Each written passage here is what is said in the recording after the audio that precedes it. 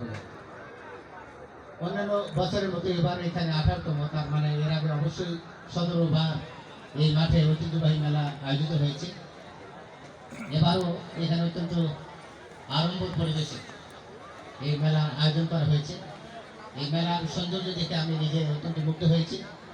আমার দৃঢ় বিশ্বাস এই মেলার মাধ্যমে এখানে বিভিন্ন পর্যায়ের ব্যবসায়ী থেকে শুরু করে এলাকার জনসাধারণ, ক্ষুদ্র ব্যবসায়ী সবার মাঝে একটি কর্মচাঞ্চল্য পরিবেশ বিরাজ করবে এবং সর্বসাধারণের রুটি রোজগারের কিছু এখানে ব্যবস্থা হবে।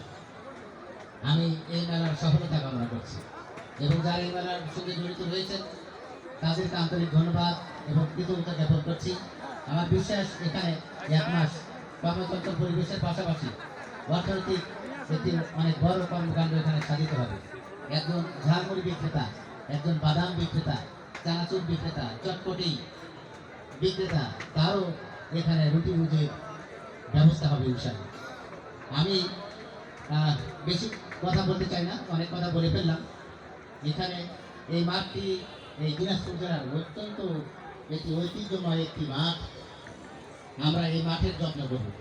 আমি আয়োজক কর্তৃপক্ষকে অনুরোধ জানাবো যে এখানে যেন পরিচ্ছন্নতা বজায় রাখা হয়, এখানে পর্যাপ্ত ঝুড়ি এবং ডাস্টবিন যেন দেওয়া হয়।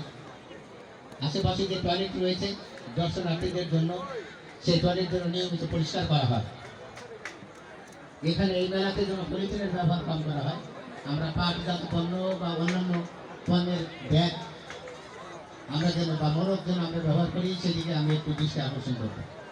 মেলাতে আমি অনুরোধ করব এখানে যেন ধূমপান, বিড়ি, সিগারেট এগুলোর ব্যবহার যেন না হয়, আমরা যেন ওই দিকে নজর রাখি। ময়লা দূরীকরণের জন্য মেলার পার্শ্ববর্তী এলাকাগুলোতে যেন পানি দিয়ে ভেজানোর ব্যবস্থা করা হয়, সেদিকে আমি অনুরোধ জানাবো। এখানে ক্রেতা বিক্রেতা যারা আসবেন তাদের মধ্যে যেন সৌজন্য পরিবেশ বজায় থাকে। হঠাৎ করে যেন মানুষ ধৈর্য হারা না হয়ে মারামারি হৈহুল্য অস্থিতিশীল পরিস্থিতি যেন তৈরি না হয়, সেদিকে নজর রাখার জন্য কিছু স্বেচ্ছাসেবক, স্বেচ্ছাকর্মী এখানে যেন নিয়োগ থাকে, সাংগঠনিক কাজ করে।